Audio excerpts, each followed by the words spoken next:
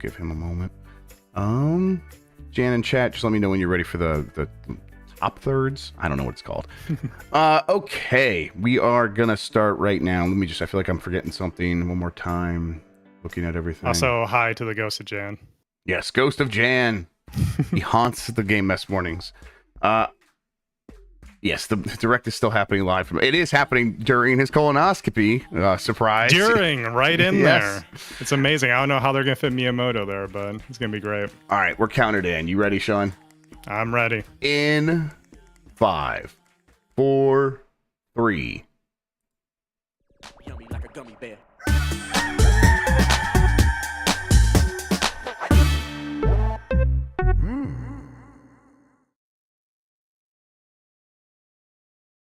It's the internet. You're busy. Let's do this for September 13th, 2023. For the next hour or so, let me help you sort through the world of gaming on Game Mess Mornings Live with me, Jeff Grubb. Today, a Nintendo Direct is coming tomorrow. Unity beefed it real bad and more. But first, please join me in welcoming today's co-host to Game Mess Mornings. It's Sean, TurboShawn McDowell, everybody. Sean, how are you doing? Hi, I'm doing good. Hope you are too, Jeff. Thanks for having me on today. I am kind of doing not terrible. I'm not going to overstate it. I'm not doing great. I didn't get to sleep. I couldn't fall asleep last night. I probably fell asleep at like 5 a.m. And that I don't even want to tell you because you know me at this point, and you know what I do. I drink an energy drink at like 8 p.m. So, I drink an energy drink at around 7 p.m. And let me tell you, we're both idiots. Okay, yes, at least you can understand. Yeah. So, Yes. Before we get off on the rails here, Sean, tell people about yourself, like what you do, because you work with Giant Bomb now. You help us out with stuff. I do. That's right. Yeah. Yeah. Now they can see your face and all that. So yeah, tell them about yourself. Yes, you can put a face to the name. Hi, YouTube comment section, Sean, SHAWN. I do work around here a little bit. I do social media stuff for the site. Not Nikki's back. They'll be my partner in crime on That's all right. that. Looking forward to that. But yeah, if you see all the little edited clips that we put out on social media, on TikTok, Instagram, and everywhere else, that's all stuff that I do. And then, I help out with some of the other stuff on the back end.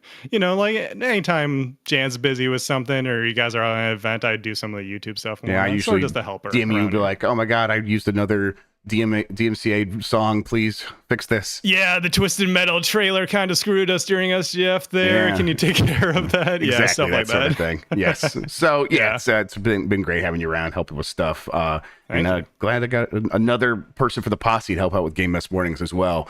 But yeah, I got like 2 hours of sleep, so that's just kind of what's happening right now. Okay, I got more than that, so don't worry. I'm here back. I had to wake up at 7 to get the kids ready for school, so that's honestly still alone there for a little bit. Yeah, till tomorrow night. I am.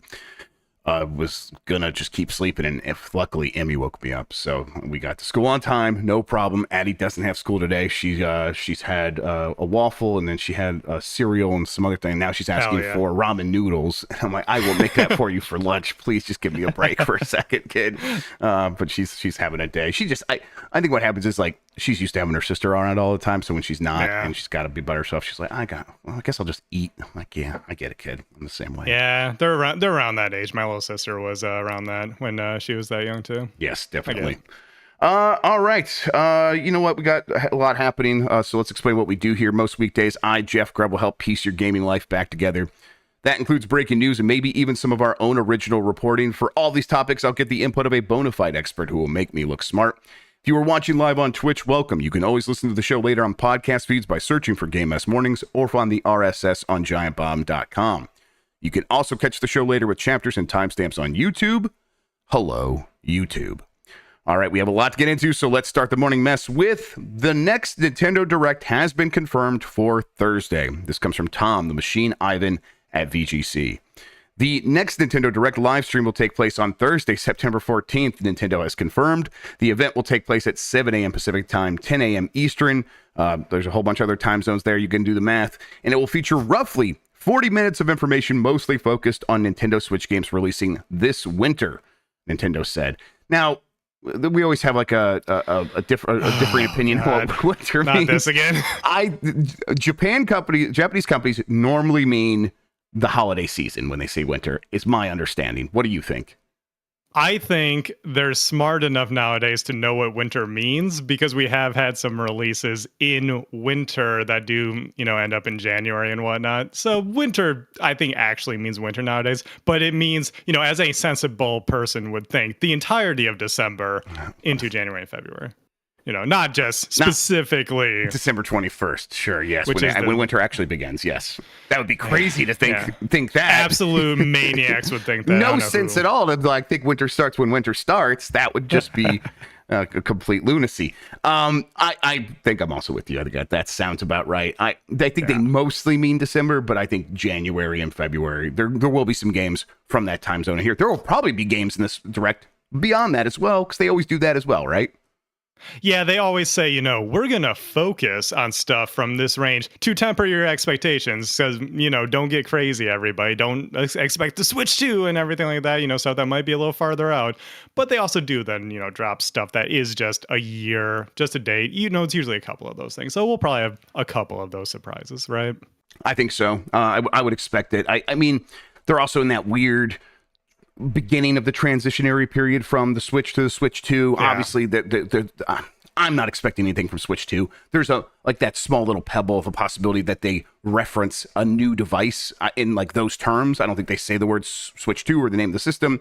And if they talk about it in any terms, it will be, there is something coming very soon and we'll talk about it next year or something like that. But they are still in that transitionary period. So there's going to be some weirdness around the messaging where it's like, as games get announced and they're further out, the obvious question is going to be, well, is this also going to be on the next device? And I mean, for some of these games that are rumored for this direct, that's a fair question. I think probably mostly these will all be Switch games, right? Yeah, I'd assume so, because currently are we still sitting at Switch 2 is probably late next year, I think is still what the rumors say? There's there's updated rumors that say sooner than we were expecting, but Sean, what? I mean, what? What were people expecting? Yeah, exactly. What do we do? Because some people thought it would be like last year, so who can say at this point? I always put my bet on they would just do a repeat and do March of next year, but yeah, I think who can say? March of next year at the earliest, and even that would be. I mean, I would be surprised. I mean, kind of, at the absolute earliest. It wouldn't be impossible, of course, for them to do that. I just seems like they would be ready to get back on the holiday launch schedule, because that gives them more time. Yeah. They're not in any rush. They have a new Mario system. Not that the Mario Switch is a reason to postpone anything with the Switch 2, because they've launched new devices and then had revisions of their hardware before. But also because they've done something before doesn't mean they'll do it again. It's Nintendo. Because they have had a pattern in the past doesn't mean they'll repeat it. And they always like to play things close to the chest. So that's... And any Switch 2 stuff, what we're getting at is any Switch 2 stuff probably still quite a ways out. Maybe we get the NX of this generation where we're working on something new with our partners. That's all you're getting anytime soon, probably. So the things we do know about for the winter are, for coming up between now and winter, Super Mario Brothers Wonder, the Pokemon DLC is out today. Is that right? Today, yeah. You could play that? I might stream that later if I have time, actually. Okay. We'll see. I'm definitely playing it, though, because, I did really like Scarlet and Violet. Flaws and all, because there were a lot of them. Detective Pikachu Returns is still coming. Super Mario RPG. So these are things we know about. Obviously, then there's the rumors. Pyoro, a leaker who has gotten a lot of things right recently, was right about the timing of this. Was talking about it. Pyoro. Pyoro, okay, yeah. It's Pyoro. So it's a character from the Wario series. Or something. Yes. I just never heard. Maybe Wario said it before, but yeah, Pyoro. Pyoro is obviously they were talking about the timing of this long before we heard anything about the timing, but we did hear earlier this week. But Pyoro's been right on everything so far, so there's no reason necessarily to doubt them. And they are hinting at F-Zero, something F-Zero related, maybe a couple things F-Zero related. GX is the thing I think is the most likely. There's talks about F-Zero 99. Then there's talks of Donkey Kong, maybe Donkey Kong versus Mario, some sort of new take on that. These Very things are good series, yes. Yeah. Well, okay. But either way, I'm like, a lot of that stuff sounds very exciting. I would be very down for some of that. Trace Memory, a series I have no fondness for and never really touched or even really know what it is. That's also rumored. So I don't know. Same, but I want to try it, so this would be a good chance if that's it. Yep. Yes. And so it's like, hey, and then that's what the Switch does, right? It opens up Right. these franchises to millions of people who maybe never saw them before. That could be true, especially for F-Zero, a series we haven't had a new entry in almost 20 years.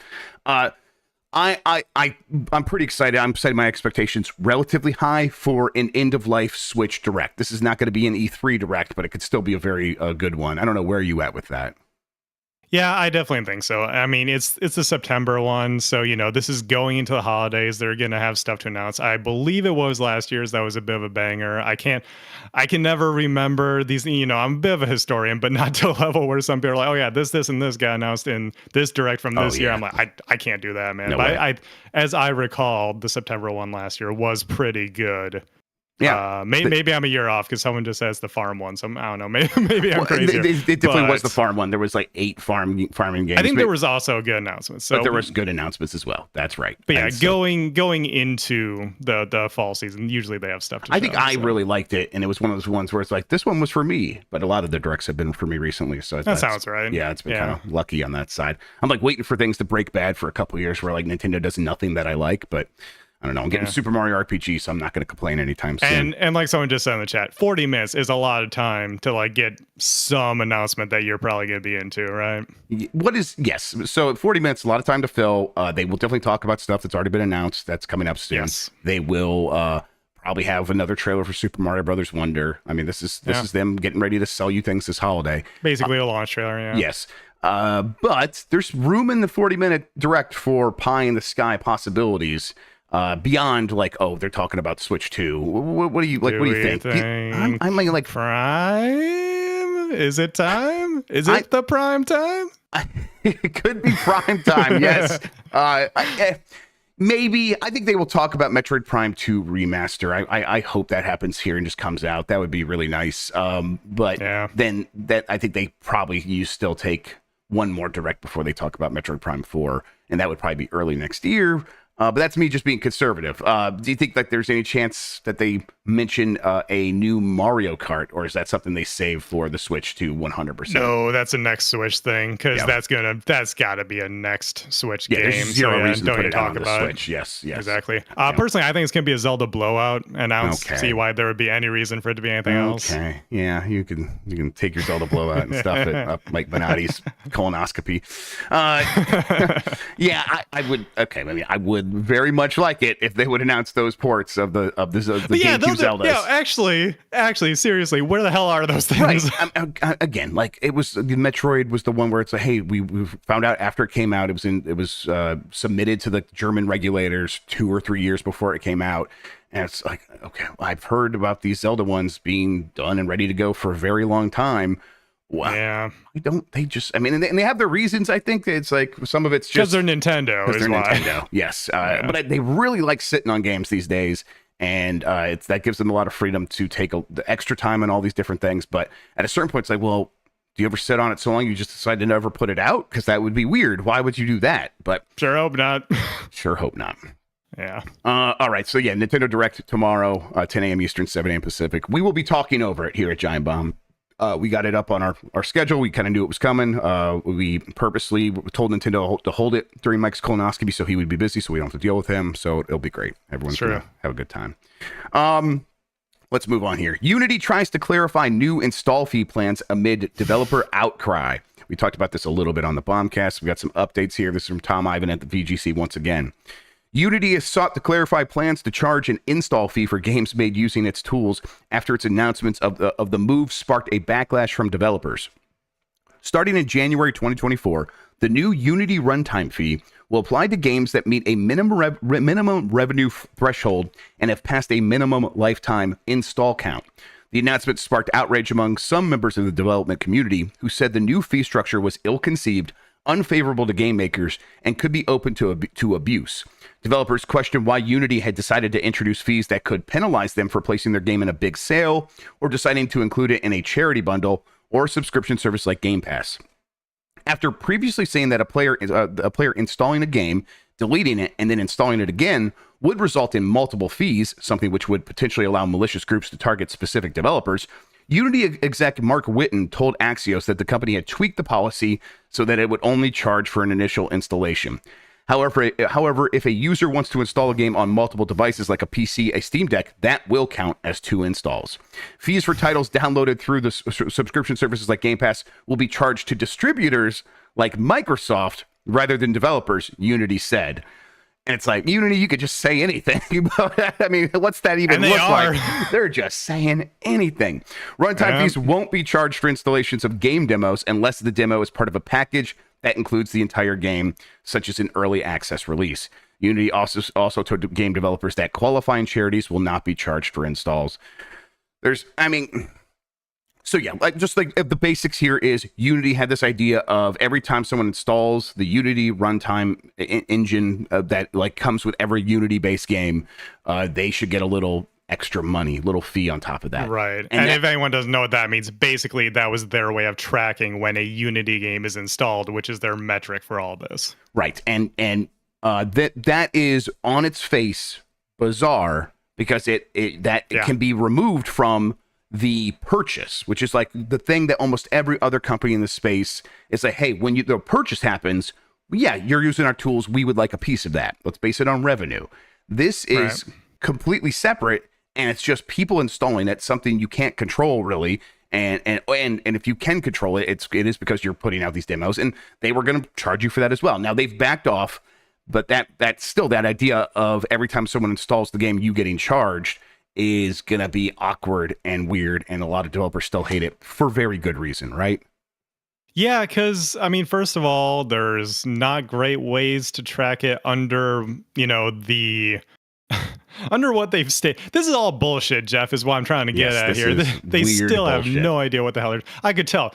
When you were starting that headline, you could not get through that with a straight face, because none of us can. This is so dumb. Like, to charge an install... like, come on, for installing the game, that's like bizarro world capitalist bullshit. It is so stupid. And like, God forbid you put your game on something like GOG, and it's like, how are you gonna manage that? People are just gonna have an offline installer. What are you tracking here, Unity? No DRM on GOG games, right? So it's like, so they're not gonna track that. So like, how are you gonna do this? And it's basically just trust us, bro. Like, and that's literally what their fine print said originally. It might still say that is, hey, Unity is the final arbiter of like deciding what you owe us. What? I thought it said trust me, bro, in the fine print. The best thing here, the funniest thing in here is like, we're gonna make Microsoft pay us. It's like it is so much the Mexico's gonna pay for the wall concept that I can't believe they're saying that. Phil and Jimbo were sitting there somewhere just chuckling at that when they read, like, no, we're not. Yeah, get out of here. You can send us a bill and we will look at it and point and laugh. We probably won't even look at it. We will just throw it out with the rest of the junk mail. This is just and a lot of this stuff was going to apply retroactively. I don't even know if they're doing that anymore. Retroactively, meaning that they were going to apply this to games that have previously used Unity and have already come out. Which I'm pretty sure breaks their own TOS because you can't change a contract once it's been signed. Right. Wouldn't it? Like, the people made games under the certain assumption of this is how the business model is going to work. They based their decisions on that. And now you're pulling the rug out from underneath them and changing how that's going to work. And they don't have a choice because their game's already out there. They're on the hook to customers, essentially. They can't just be like, we're going to delist the game. I mean, some developers were saying they were going to delist the game in January. So download it now is what they're saying. Obviously, they're being pretty extreme. Most of them are on the hook to be like, hey, we put out a game. We owe it. We have to do customer support. We got to keep this game going as an active project. And even if it's not an active project, some people can still download something that there's no one in the office working on a game anymore. And Unity's like, fuck you, pay me? It's so dumb. It completely feels like they are just on fire over there, and they're looking for any extra bit of revenue.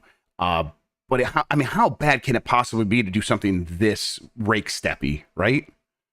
Yeah, I mean, we say that, but also we were talking last night, like, they keep doing this over there, and I can't remember the specifics, but yeah, they keep making terrible business decisions at Unity, and you just have to ask yourself, why? And well, you kind of said why, but Man, this is just one of the dumbest stories I've heard in gaming in a very long time. Because no one's gonna go for this. No one's gonna go for this. I mean, devs are gonna go elsewhere. Scare people away from Unity, right? Yeah, they're gonna go like elsewhere. I will say the memes were immaculate on Twitter. Shouts to all the devs who were like, "Hey, please buy our game, but don't install it." Okay, thanks. Or like the best one was, you wouldn't download a car, but it was you wouldn't install a Unity game. Yes, like, that was very good.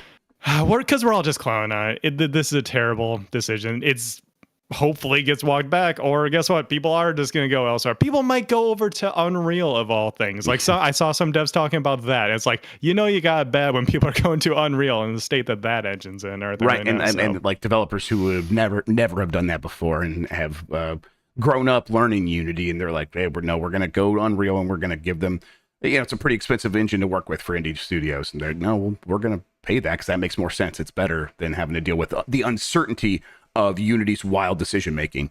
You talk about walking back. Clearly, that's what some of this is them already walking it back. I do think that the first thing they put out that they knew was absurd. I also think they're like, well, let's see what we can get away with. I don't think the plan was like this is our like really smart negotiation tactic. It was just kind of like, well, we'll ask for forgiveness rather than permission. We'll go out there, do what we like, let's blast this out there, and then we'll step, if we have to, we'll step back. I'm almost certain that they knew that they would have to. Although they did say like, oh, we had an internal powwow, and now we're scrambling to address this. It's like, no, people like that's the story. Like the people internally were like, hey, this is a bad idea.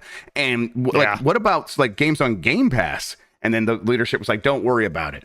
So they had heard these complaints internally before.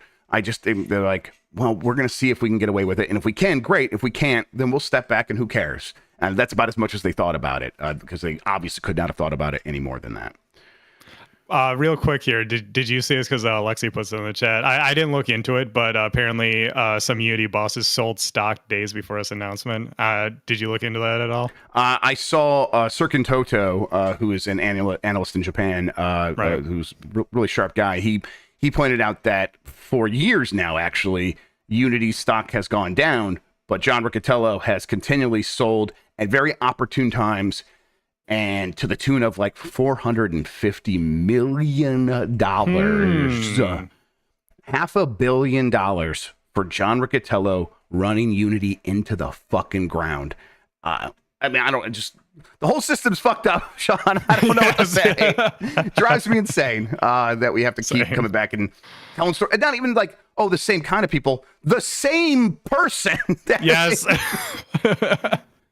Oh, Jesus Christ. Okay. Yeah. We'll come back to the story. I'm sure there will be more from it. If you want to if you're interested, if you're a developer and you're trying to stay on top of this, I do recommend Axios. Stephen Totila's reporting on it's been very good, so you can keep track there. And his reporting is also very easy to keep up with because they do that great bullet point style.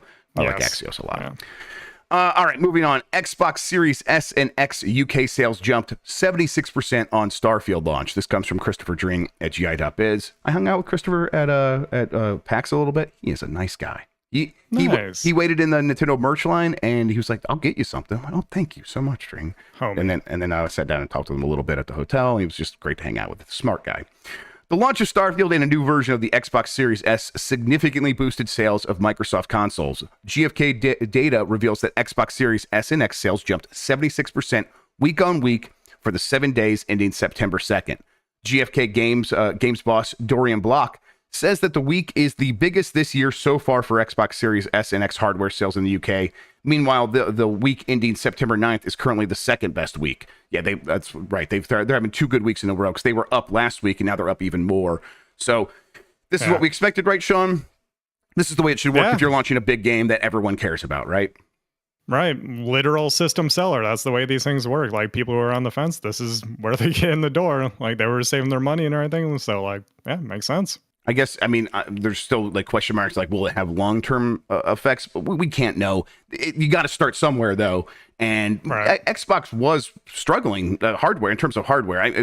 Xbox as a brand, hard to pin down in terms of how it's doing. Because I had Phil on the couch at SGF, and I brought up the hardware sales and how things were kind of trending downward. It's like, you know what? We're we are looking past that a little bit. We're growing really fast on PC. In my mind, I'm thinking, yeah, but the ecosystem seems to be the play here, and you could control the ecosystem so much more on a console. So like, isn't every console sold more effective than so getting someone into the PC ecosystem, where sure they might get Game Pass, but if they're buying games, they're probably still buying games on Steam.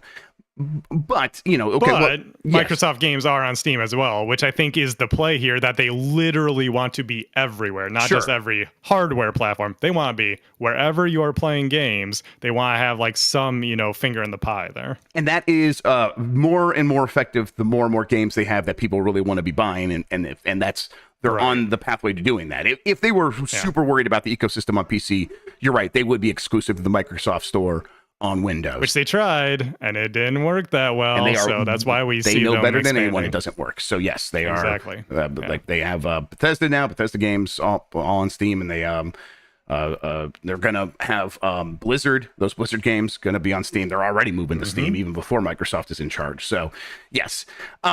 But Xbox hardware was down 23% year over year, up from like year to date in the UK, and that it's very easy to explain that. People just didn't feel like a lot of games were getting them to that system, right? But now Starfield's here, the story's changed, and if they can kind of keep this momentum going, the system should do just fine, right? Right, yeah. I mean, it's serving the purpose that they want to serve, which is getting the Xbox ecosystem as it stands now as a service into the hands of the people who only buy the box that they put under their TV. Yes. Starfield is, like you said, Starfield is driving that. It's getting those boxes in the hands of people who wouldn't normally buy them. I do know someone who bought a Series S just to play Starfield. They were holding off, and they were thinking of PS5 for a long time. Like, I'm saving up for the PS5. And they're like, I'm a Bethesda person. I'll save a little money. I'll get a Series S. I'll play Starfield on Game Pass. I'm like, yeah, that's a good cost-effective way to do these things. So absolutely. And I think we are going to see a lot of that here as Starfield continues to, permeate. As Starfield continues to have mainstream penetration, as some might say. Never live these things down. You say anything on the internet, lives forever. Can I ask, do you know which version of the Xbox Series S that they bought? Because there's now two of them. There's the 500 gigabyte model and the 1 terabyte model. Well, they bought the cheaper one because $50 is $50, and he could just walk into a Best Buy and grab it. And so he was on the shelf for sure. Yeah, didn't have to think about it at all whatsoever. Just went in, did that, and then subscribed to Game Pass when he got home. So yeah. The uptick in sales, according to GfK, is partially due to the launch of the Xbox Series 1 terabyte or Xbox Series S 1 terabyte edition, which accounted for 24% of all Xbox consoles sold during the week. That new version is $50 more, £50 more in the UK. But the jump in Xbox console sales was also due to the launch of Starfield, obviously. As a result, the standard Xbox Series X console posted a 46% increase in sales for the week ending September 2nd in the UK. It is currently the best week this year for Series X, and the following week, ending September 9th, is the fourth best week for X. In between is week 1 and week 6, which were early year blips. So yes, the Series X, the more expensive one, people also buying a lot of those. Sure. Yeah, I think Starfield will kind of have a couple more bumps here, like as we get into the holidays. They could always end up doing a bundle with this thing. I expect they'll probably do that maybe next holiday, or even as we get into like next summer or something like that. They could do that and have that ready to go. Especially like as people get excited for a new Nintendo, it's like, well, what can we do to make the Xbox more appealing? I think putting Starfield in there is a really strong thing, because again, as regardless of like people's opinions, which are widely varying on the game, it is still something that people have a real curiosity in, and that is actually, I mean, maybe that's actually what a system seller is. It's not just like, oh, this is a premier experience that is unassailable. Obviously, that helps, but something that like everyone's talking about is still going to move systems, right? Right. And by the way, speaking of quick Starfield update, I am now over 20 hours in, and I got to the couple of big plot twists. And I was like, oh.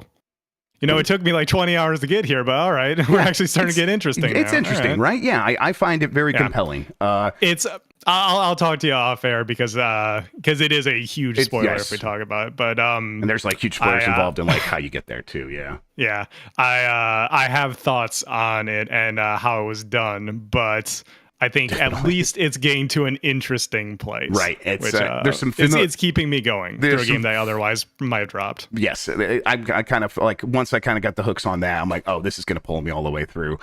There's some familiar stuff in there in terms of like what other media has worked on recently. but the possibility of what you can do with that is very different in this game than what it means in like a movie or something like that. So exactly, yeah. Very interested. I've been playing too much Armored Core 6. I'll get back to that once Steph gets home and I have time to get back on the PC.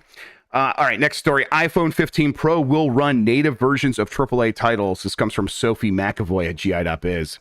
AAA games like Assassin's Creed Mirage and the remake of Resident Evil 4 will soon be available to play on the iPhone 15 Pro. Announced during Apple's Wonderlust event, a new A17 Pro chip has enabled support for games previously only available on console and PC. The A17 Pro chip supports hardware-accelerated ray tracing, Metal FX upscaling, HDR displays, and variable refresh rates. As a result, the iPhone 15 Pro can run games such as Resident Evil Village and Death Stranding. The iPhone 15 Pro is also compatible with advanced controllers. Who cares?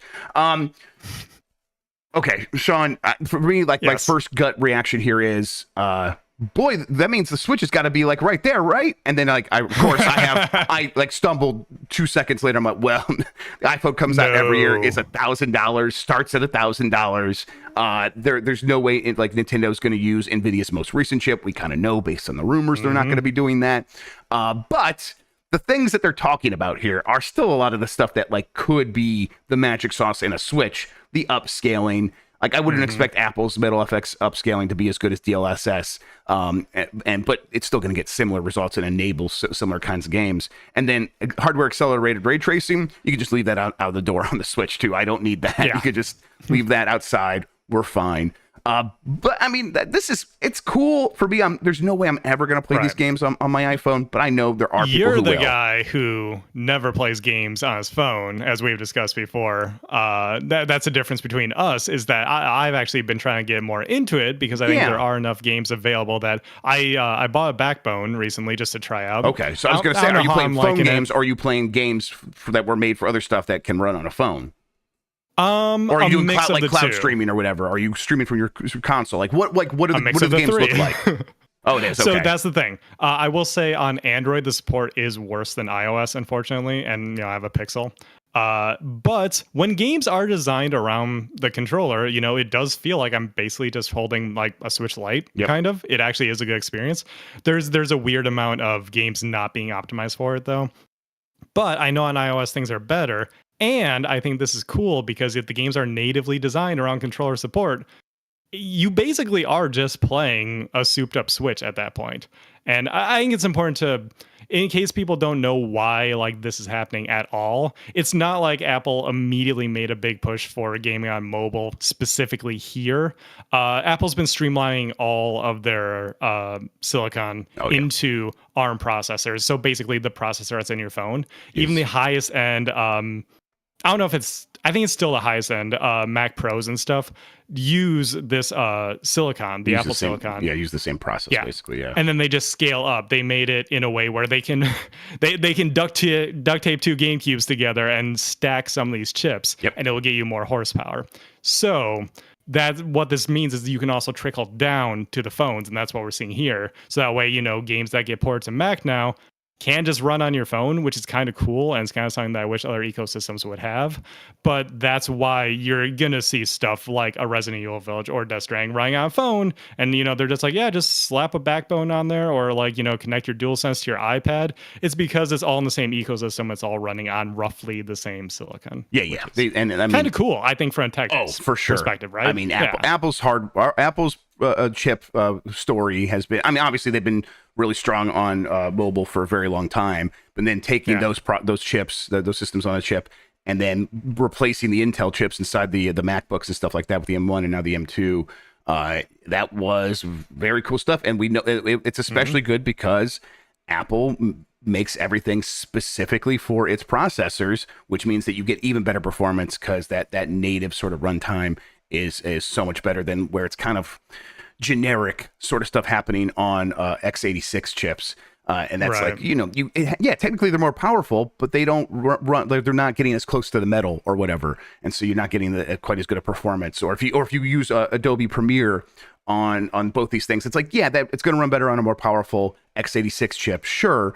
But if you go use the thing that's made for Apple stuff, what is the film? I can't remember what their film editing stuff is called. But it's like, if you use that, actually, it's way faster. I read that too. Yeah. So yeah, this is cool. But also the way you described what happened here is true of Apple and gaming, where it's like it's just happened sort of by accident because they're not. It's natural. They don't care. Yeah. They don't care. And about we don't games. need to get it too much into it. Yeah, Steve Jobs and all that didn't care about gaming. Yeah, so we just ended up here naturally, and so it is just a cool thing for this audience because God knows I ain't spend like $1,200 on a phone, Jeff. Well, yeah. I mean, I got a Pixel 7 Pro, and it was pretty expensive, but I'm not going to be upgrading anytime soon. The thing here that does make me wonder is, there was that Bobby Kotick quote from a couple months ago during the trial where he's like, I don't care about cloud gaming because in a couple years, we're going to have devices that are going to be able to run all these games locally, and they're going to be phones, and you're not going to need to stream it from the cloud. And we are here. We're here. It happened. Exactly. People didn't believe, but this is like what the industry has been heading towards. And, I think a lot of hardcore gamers don't want to believe like, oh, mobile gaming is not as big as console gaming. What are you talking about? But the numbers are there, and yes, it is. So you just, I don't know. It's a weird perspective where we're sitting at, but this is cool tech nonetheless. I think is what we're getting at the end of the day. Exactly, yeah. And while I won't be playing these games on my phone, I definitely know a lot of people will. I won't be surprised when I hear like in a couple of years, I'm working with some young new gaming journalist who was like, no, yeah, I grew up playing Assassin's Creed Mirage on the iPhone was my first Assassin's Creed. Like, oh, okay. All right, well, shit. Sure. I'll just go die, I guess. All right. Square Enix has lost almost $2 billion in value since Final Fantasy XVI's launch. This comes from James Batchelor at Gia.biz. Another guy I met at PAX who was very nice. Hey. Square Enix has lost nearly $2 billion in its value since the launch of Final Fantasy XVI, as its shares have declined and a key long-term investor has reduced its stake in the publisher. The company's share price has fallen by 28% since its peak of 7,540 yen in June, specifically June 20th, 2 days before Final Fantasy XVI launched. And it fell to 5,381 yen on Monday, its lowest price since the year began. Square Enix said alongside its latest financial results that Final Fantasy XVI did not meet its sales goals, and also reported a 66% drop in profit. According to Bloomberg, this has resulted not only in the share price decline, but also several analysts cutting their price target for the publisher. And Sumitomo Mitsui, is that right? Sumitomo Mitsui Trust Asset Management, a long-term investor, and Square Enix reducing its holdings in the publisher. How could Square's Western Studios do this, Jeff? Exactly, right? That's who they would always blame in the past. Turns out the company that greenlit The Quiet Man and Balan Wonderworld. And for Spankin' and all that. Yeah, maybe not a great company in terms of making a lot of great decisions. But Final Fantasy 16 does not feel like the problem here. I guess they were maybe hoping it was some magic solution, some magic bullet. It was never going to be that. No, especially not just on PS5, y'all. Come on exactly, now. Right? So it's I just don't know. I don't know. I guess why Square Enix keep putting themselves in this position, but they can't help it. I think that's just who they are. For me, it's like, okay, we know Final Fantasy 14 is going to continue to be a big thing. It's ever growing. I expect with the next expansion, it will be the biggest Final Fantasy 14 has ever been. But that growth is pretty predictable at this point. So that means it's baked into the price of Square Enix's stock, where it's like people are like, no, we know Final Fantasy 14 is a success and will continue to be. What's next? And the answer was supposed to be Final Fantasy 16. At least that's how they set it up. And I think it did very well for a PS5 game. So everything we know, like all the numbers are there that say it's performing well, all things considered. But you can't expect, a console exclusive in what is still broadly a niche genre to light the world on fire. You're not going to have your FF7 all over again. We're not there unless you lightning doesn't usually strike in the same spot twice. Unless God knows it didn't with 13. Screw that lightning. 3 times. What are you talking about?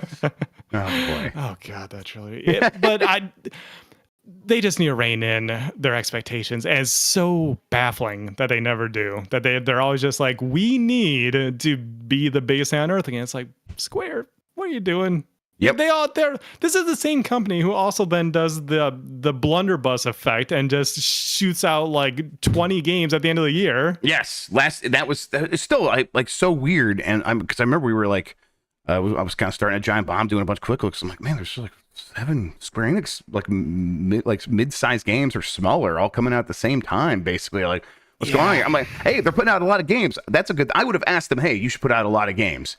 And then they just don't promote them, talk about them. They don't know how to reach their audience. Bad business. It's just bad business, and I have no idea where it stems from. It has to be somewhere at the top, man. And I mean, to be pretty bold about it, the PlayStation partnership is not helping them. It isn't. I mean, listen, the money up front, clearly a boon. Like, yeah, take your money where you can get it. I get that. But PlayStation, when it speaks to its audience with like its state of play or its showcases or whatever, yeah, they're going to reach them. But those people are looking for the Sony games. That's what they care about. And it's a little bit different than, I think, even like if a partnership with Nintendo, which is probably not on the table. Nintendo's not going to pay you up front. But like the reason people want to be in direct so bad is because when Nintendo talks to their audience and say, hey, care about these games, they have a pretty good track record of getting people to care about those games. And a track record of like 120 or whatever million consoles on the wild, where people are just going to fall ass backwards into your game. Exactly. And that's it feels like a strategic error among a sea of strategic errors over at Square Enix. And they have a new CEO, so maybe things will begin to shift in terms of how they look at these things going forward. But also, it might be hard not to take that money from Sony going forward as well. So we'll see. But you know, they brought Phil Spencer on stage. Not that like Xbox is some answer here. Clearly, that is a whole other thing that would be probably even less effective than PlayStation. But yeah, finding ways to maybe build like a Final Fantasy 16 that can run on the Switch too. Maybe that's where you need to be looking. Because I bet that would do very 15 well. Pocket Edition. Let's go, baby! Hell yeah. Dying Light 2 developers respond to microtransaction backlash. This is from Alex Hopley at Game Reactor. Dying Light 2 recently caught a lot of flack online when its latest update introduced Dying Light Points, an in-game currency that costs real money and is used to buy cosmetic bundles and other small items in-game. The annoying thing is you get 500 Dying Light points for free, and yet a lot of items in the shop cost, guess how much, Sean? 550 points. What the actual? All right. You've got to spend real money. It's a cheap tactic. Of course you do. One gamers have had enough of and have since review bombed the game on Steam. In response, Techland has responded over on Twitter saying that we are gathering your feedback and hear your concerns. As far as we understand, a big part of the frustration stems from the pricing of the bundles and the resulting leftover Dying Light points. So here's the quote. To figure out this issue, we've already started working on a couple of solutions proposed by the community. For example, we're reviewing the mechanics of adding an option to purchase individual items from the existing bundles. This way, if you have any spare Dying Light points, you could spend them on different bundles. Why not use Michonne's katana while cosplaying as a chicken? Okay, whatever. Now they're just talking nonsense. Dying Light 2 feels like one of those ones where it's needed to be a certain thing that Dying Light 1 was, which was like this perennial sales hit on Steam, where every time there was a sale, people bought a ton of Dying Light. And Dying Light 2 does not necessarily feel that way to me. It felt like a big AAA product release where it comes out and it's a big thing in the first couple of weeks and then it fades into the background and people sort of stop talking about it. And to me, that's like comes down to the fundamental. I don't think Dying Light 2 is as appealing as Dying Light 1, where Dying Light 1 had the really great darkness mechanic where it felt very scary and very thrilling to be out there at night and it was like pitch black. And then Dying Light 2 was kind of like, it's dim at night and but you like we put a ton of other stuff in there and we got a really bad story. And so okay, I kind of have less sparkly feelings coming out of Dying Light 2 than I had with Dying Light 1. And it feels like maybe that's spread across the community a little bit, and Dying Light 2 is not doing the same thing for them that Dying Light 1 was. So now they have to figure out new ways to create revenue to make this make sense, and then they do something like this. And it feels kind of similar to the Unity thing, right? Where like, let's see what we can get away with, right? I was gonna say, devs shooting themselves in the foot here. Like, wow, haven't heard that yet today. And God, just people making dumb decisions all over the damn place. I don't know. It's in the water or something, Jeff. I don't know what the hell's going on now. There's this the contentious relationship between gamers and developers that's always brilliant, and it feels like it comes in waves, and there's high tide and low tide with it. And right now, it's like developers are like, we just gotta milk these idiots for everything we can get out of them. It's like, oh, okay. Yeah. And to be clear, it's probably the execs at these companies, not clearly. Nobody actually like in the chain of command. Yes, usually that's usually how it works. Yes. I bet Dying Light 2 is doing fine and has its fans, but if they're trying to get extra money out of it, this is usually this probably will work. It probably will get some people to spend more money. Yeah. But it's like, Mario Kart Tour, we talked about that on one of these shows recently. It's where like that had a really bad gacha mechanic in it, and it was making $1 million per month, and then they took it out and they lost that $1 million per month, but people were happier, and now the game's shutting down. It's like, okay, is that like what is the balance here? And then there is no balance. You just kind of have to play it by ear. Yeah. The Sims 5 is confirmed to be a free download going forward. Like once that game comes out, it's going to be a free-to-play game, or free to download. I guess free-to-play might imply some other stuff here. This is from Alex Hopley at Game Reactor. Back at the end of June, we reported that The Sims 5, previously known as Project Renee, was heading towards a free-to-play direction. Now, in a new blog post from EA, this has been confirmed. This means that when Project Renee is ready and fully open to players, you will be able to join, play, and explore it without a subscription, core game purchases, or energy mechanics. We want playing to be super easy for you to invite or join friends and experience new features, stories, and challenges. When The Sims 5 does launch, though, this doesn't mean the end for The Sims 4. We will continue to support both at the same time, and will plan to bring more exciting content to the Sims 4 community for the foreseeable future, writes EA. While being free to download might sound like a blessing, it will likely mean that most of the content for The Sims 5 will be locked away behind paywalls. And that's where my mind jumps first here as well. Like, The Sims 4 has this sort of business model of, hey, people were buying Sims 4, and then we're going to sell you 3 tiers of content. I can't remember what the names are, but there's like the big expansions, there's like the packs, and then there's like these little kits that have some like cosmetics in it or whatever. And there are dozens of these things. And so you talk to Sims fans, and they're like, we have accepted this. This is how it works. We get it. It's a lot. We know we're being exploited, but we're pretty happy because when we get exploited for our money, they do give us a lot of extra stuff. And by the time the game's been out for a couple of years, we could sort of play this game however we want. They're going to change that for Sims 5. Like, this is going to be a fundamentally different thing. And you could see, I could see why, because that an audience that was okay with being exploited that way, maybe you can exploit them even more. And EA kind of needs to do that. But obviously they risk poisoning the well here. It's what they're best at, yes. But they risk poisoning the well, right? They need Sims to be an ongoing concern.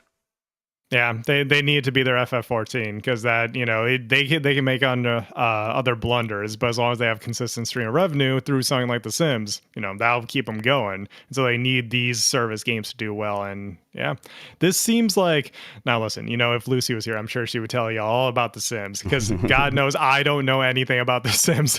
When he said Sims Free is confirmed to be free to download, I was like, y'all paying for The Sims still? Really? Actually, Sims 4 is free to download now, so the base version. I heard you two talking about it last time. It's it's become free to play now, or free to download. Free to download, and then all the expansions you still have to buy those. Yes. Okay, gotcha. I don't know. I haven't touched The Sims since I was a kid, Jeff. So I want to play it again. This is definitely not appealing to me. Hey, you know what? I heard it's going to be free to download. So, hey, maybe you'll have a good opportunity to do that. Exactly. All right, a couple more stories here. Like a Dragon Studio, Ryuga Gotoku.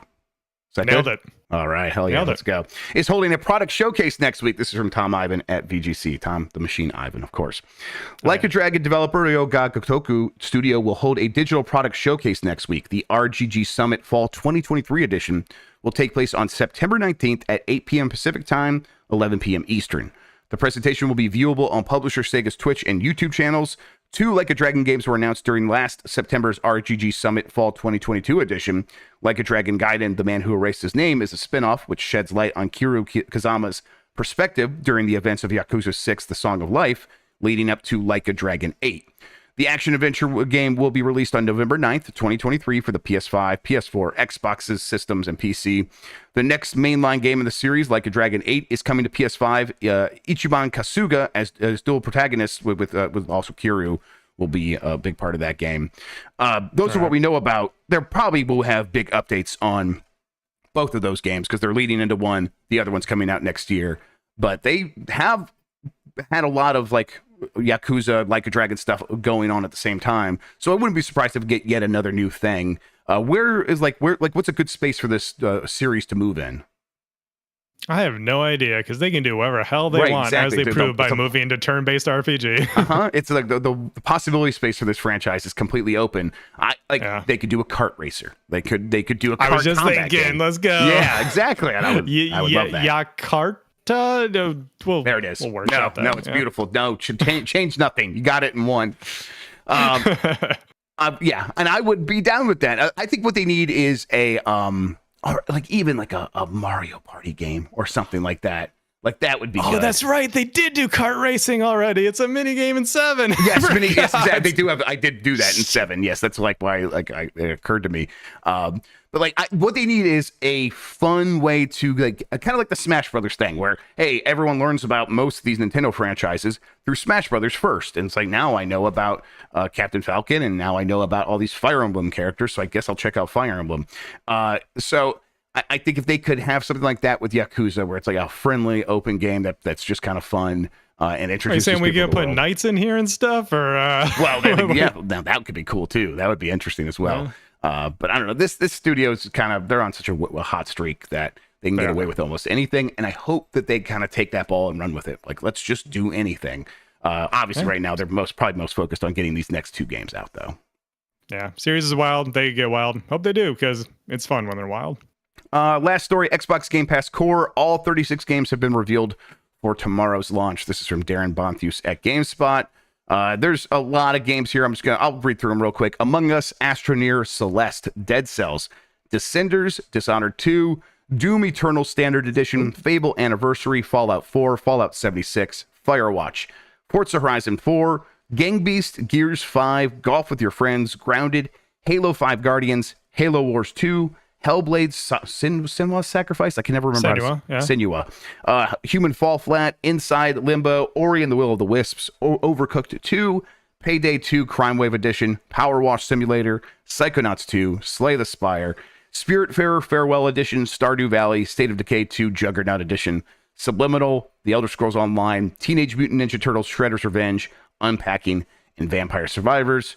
Obviously, no Starfield in there. That the whole idea here is like this is the replacement for Xbox Gold, Xbox Live Gold. Yeah, games with gold is what this is replacing essentially. Yeah, yes, and so instead you're going to get this like smaller library of select games. And then if you want like the newest releases, you do have to move up a tier. You're gonna have to move up to Ultimate. So, which with the way that games with gold was going, this feels like an upgrade. Honestly, it's still dumb to charge people for online multiplayer. I say as a PC player, but of course, but what you're getting here is actually kind of solid. Actually, yep. I remember now years ago talking about, hey, Xbox Live Gold will go away eventually. And when I was talking about that, it was like they were still charging for free-to-play online multiplayer. I'm like, so I'm like, that will definitely go away, and then they'll figure out the paying for online multiplayer. Well, who knows how that will actually change or if it will change, but the free-to-play will definitely go away. So Xbox Live Gold is going to have some major changes, and then, of course, there was a big backlash because they tried to raise the price on Xbox Live Gold, and so their make good was like, we're going to make free-to-play stuff free right now, and they were going to do it obviously before Halo Infinite came out, because that was going to be a free-to-play game. There was no way that they were going to keep charging for you to stop you from playing that. Okay, that does it for the news. Sean, can I squeeze in one quick thing, Jeff? Yeah, what's up? We actually got this breaking during the show. Since we talked about it, I thought I would bring it up. Over on Steam, on the official Starfield page, Starfield updates and mod support update. And I'll just go through the bullet points here, but things that are coming in the future will be brightness and contrast controls, HDR calibration, FOV slider, DLSS, super ultra wide support, and an eat button for food. Jeff, This is basically the, hey, things that should have been in the game already 1,000,000%. Yes. These are like crossing off the known shippables. Like, these things were breaking the game, and so we're gonna ship like with these things with like all of them turned off in the back end, and now they just went in the INI file, and now they're enabling most of them, I think. Exactly. Yeah, I saw someone in the chat say there wasn't a brightness adjustment. No, there wasn't. It's the stupidest thing. It looks so washed out on my screen, man. Right, the HDR was broken, and like they were like, I remember Dan was like emailing them in the review period, like, hey, what's going on here? They're like, well, we haven't heard anything about this, and like I tried to turn it on once, and it was so blown out. I'm like, well, fuck that. I just have to turn HDR off on Windows. It doesn't have proper HDR on PC. It uses auto HDR built into Windows. Right. Okay. They didn't even implement the console version on PC. Yeah. No, they like a lot of things were missing, and it looks like in this upcoming update, that's where we're finally going to get all that's something. Cool. I'll look forward to. DLSS. So, like, is DLSS coming in this new update relatively soon? Is that what they're saying?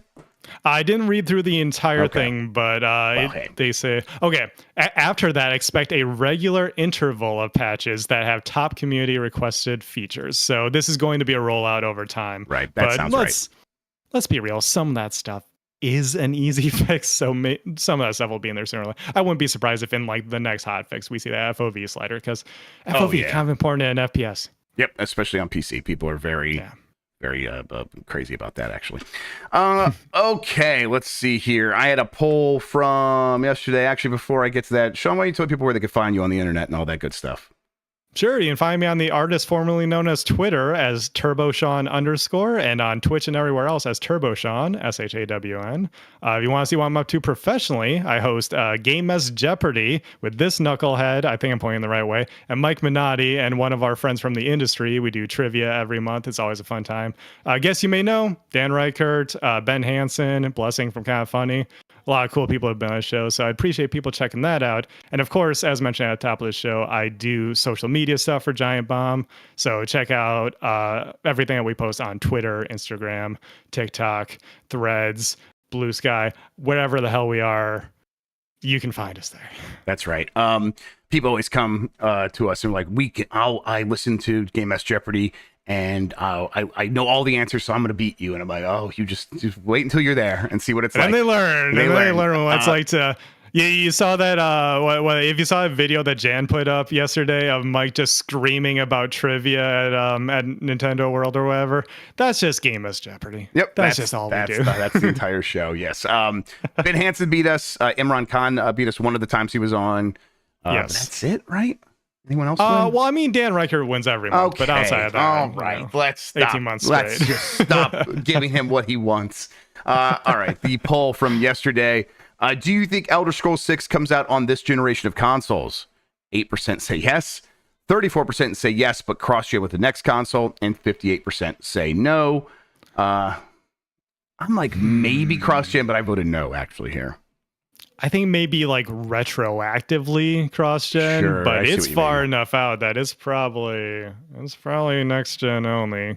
Because I don't see that game coming out terribly soon. Yeah, that's right. I got the arcade machines back there. It's 2023 right now. If it takes 5 years, which I expected it would probably be like 5 or 6 years, but if it takes 5 years, that would put it 2028, which is the year I expect Microsoft and Sony to launch next-gen consoles, right? Like today. Yeah. So I think it would be maybe cross-gen, but I did vote no here because I think probably 6 years. Yeah. All right. A new poll that will be going up on youtube.com/giantbomb under the community tab, but you can vote on that right now, is: do you see yourself playing games like Assassin's Creed Mirage or Resident Evil 4 Remake on your phone? Yes or no? You can vote in there. Curious to see what this audience says. It'll be scientific, and this will be, I'm sure this will apply to the general audience as well. Of course. What do we got? Speaking of Giant Bomb, we got Blight Club happening later today. Dan is still playing Sonic 06. Sean, I gotta figure out a game for Mike to play. I got ideas, I'm just saying maybe ideas that we've said on the air that we could do that you don't want to do, but we should do. I mean, we might have to resort to some of those, definitely. But yes, we're still playing bad games every week. We're going to get back to Sonic 06. That's going to be real fun. Let's see. Later this week, we'll have Voicemail Dump Truck, of course. We'll probably be playing some Mortal Kombat. That game will be out in early access here later this week. So look out for that. Talking our Nintendo Direct tomorrow as of this releasing. That's right. Tomorrow, 10 a.m. Eastern. 7 a.m. Pacific. We will be talking over the Nintendo Direct. I think Jan plans to get up early, so you should get up early with us and watch along to show support for him for being such a good boy. And if he doesn't, I'll take care of everything. Don't worry, everybody. Okay, yeah, let's get out of here. Sean, thank you so much for spending today talking with me about video games, man. I really appreciate it. Thank you, Jeff. Always a pleasure. And thank you, everybody, for watching. You're the best audience in gaming. Until next time, have a good one. Take care of yourself, and goodbye.